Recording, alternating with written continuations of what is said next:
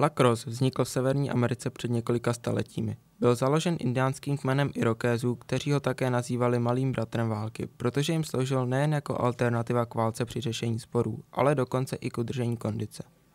Původní lacrosse neměl téměř žádná pravidla a k dnešní podobě se dostal až po dlouholetém upravování pravidel. V dnešní době se provozují 3 druhy lacrossu.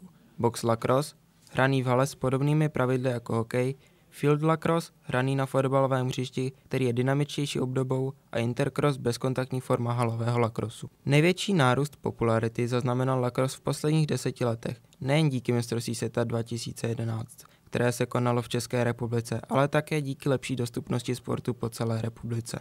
Lacrosse se dá hrát v téměř jakékoliv věkové kategorii od 11 let přes seniorskou ligu až po veteránské turnaje pořádané několikrát do roka.